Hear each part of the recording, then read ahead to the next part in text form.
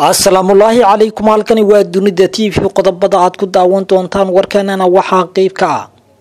ciidamada dawladda iyo kuwa dadka deegaanka oo la wareegay qayb ka mid ah magaalada Aadan Yabaal iyo Al-Shabaab oo halkaas iskaga cararay ciidamada ka socda beesha Saruur oo loo daadgureeyay gobolka Mudug si ay Al-Shabaab uga qabsadaan degmada Xardheere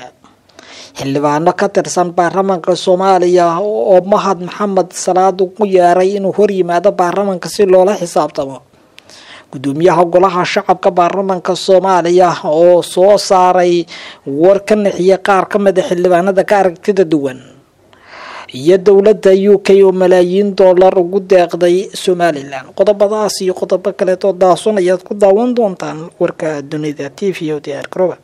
haddii ay tahay markii kugu horeysaan soo booqata mogana subscribe saarto YouTube-kan kana mid noqoto saaxiibada ku xiran mahadsanid aynu ku horeyno wararka naga soo gaaraya degmada Aadan Yabaal ee gobolka Shabeellada Dhexe ayaa ku waramaya in ciidamada dawladda iyo kuwa beesha Mudulooda ay magaaladaasi qayb ka mid ah gudaha u galeen kadib markii Al-Shabaab oo ku sugnaa degmadaasi dhowr jiha laga weeraray wararka iyo macluumaadyada aynu helay ayaa sheegaya in ciidamadu ay dhowr jiha ka galeen magaalada Aadan Yabaal Al-Shabaabna ay halkaas iskaga carareen wararku waxay kaleeto intaasi ku darayaan in isgaarsiintii degmada Aadan Yabaal la jaray isla markaasna ay Al-Shabaab magaalada ka baxeen xaaladda ammaanka magaalada Aadan Yabaal ayaa ilaa iyo haatan saraakiishu sheegeen inaysan ku jirin gacanta dawladda iyo midda Al-Shabaab doona waxayna sheegeen inay ciidamadoodu ku sii siqayaan deegaanada iyo sidoo kale goobaha horay fariisimaha ugu ahayd kooxda Al-Shabaab boqolaal ka tirsan ciidamada dawladda iyo kuwa dadka deegaanka ayaa aroornimadii qoreete ee saaka hareereeyay degmada Aadan Yabaal ee gobolka Shabeellada Dhexe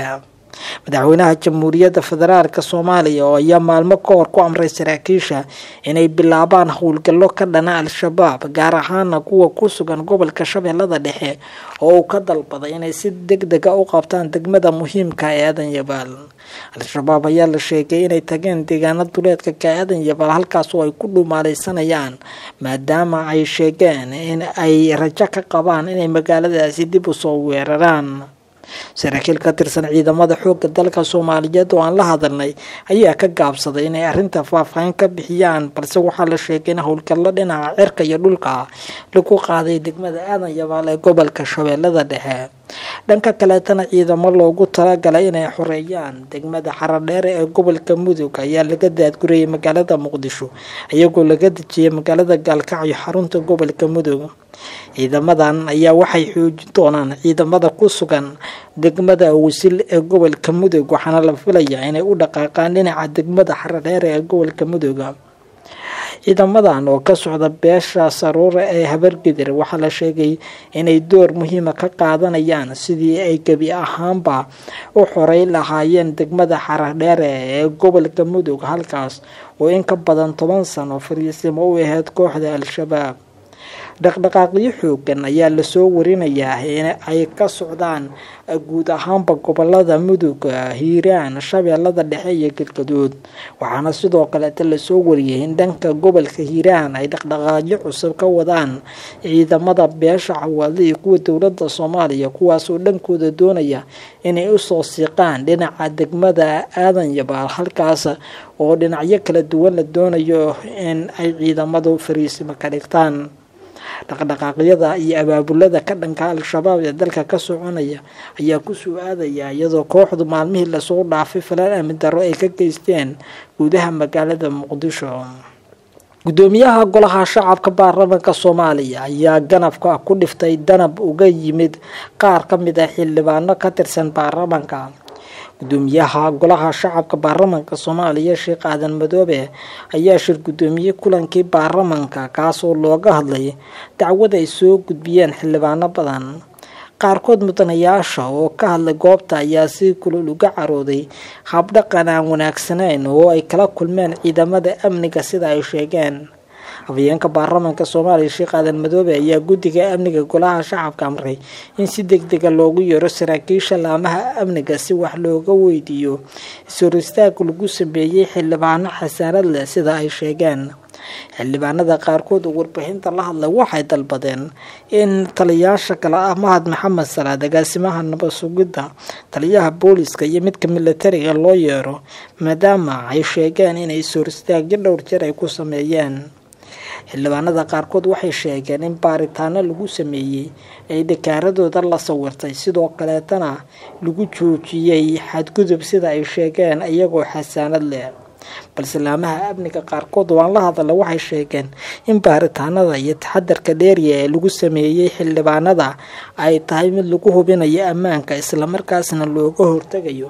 falalka amni darro ee ka dhici kara meelaha nabdoon gaar ahaan agagaarka madaxtooyada ama dhinaca xeebta Lido halkaas oo boqolaal shacab ay joogaan. madaxda dowladda federaalka Soomaaliya oo dhan ayaa la sheegay in hubin iyo sidoo kale la socod guud lagu sameynayo dhammaan dhaqdhaqaaqyada iyo dhinacyada ammaanka waxaana la sheegay in arrintan ay qayb ka qaadanayso sugitaanka amniga caasimadda. sidoo kale baarlamaanka ayaa cod aqlabiyad lagu diiday in anjadaha lagu soo daro anjadayaal dhowr oo la sheegay inuu damacsanaa gudoomiyaha golaha shacabka baarlamaanka Soomaaliya Sheekh Aadan Madoobe. xildhibaan Sadiiq oo ka mid ah xildhibaanada golaha shacabka baarlamaanka Soomaaliya ayaa sheegay in ay diideen anjadayaal been abuur oo gudoomiyuhu sameystay isla markaasna uu ku doonayay inay ku qalqalgeliyaan dhinaca arrimaha ku saabsan baarlamaanka iyo kulamadiisa.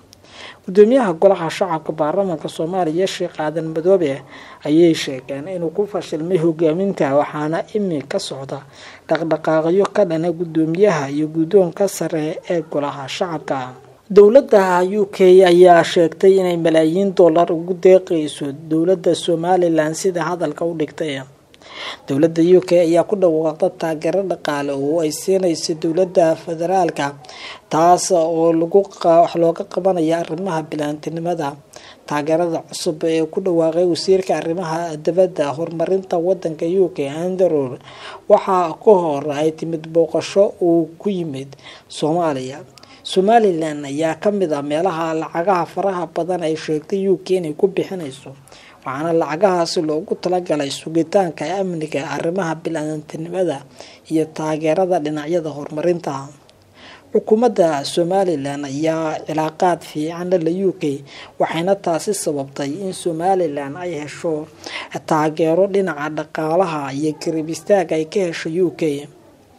lacagaha la siinayo Somaliland sidoo kale waxaa la sheegay inay ku lifaaqan tahay qabashada doorashada oo laga doonayo in Somaliland si degdeg ah u qabato. si kastaba ha ahaatee Somaliland ayaa ku guuldareysatay ilaa iyo haatan inay qabato doorasho sax ah balse taasi bedelkeeda waxaa socda dhaqdhaqaaqyo kala duwan oo suurta gali kara in doorashadu ay sii daahdo. waxyaabaha iminka sababi kara in doorashadu ay daahdo waxaa ka mid ah dhinaca ururada iyadoo isla maanta 10 ka mid ah ururada la siiyay shahaadooyin ku meel gaar ah oo loogu aqoonsaday inay yihiin ururo sax ah. warka ka daawanaysan Dunida TV waa inta sidaas nabad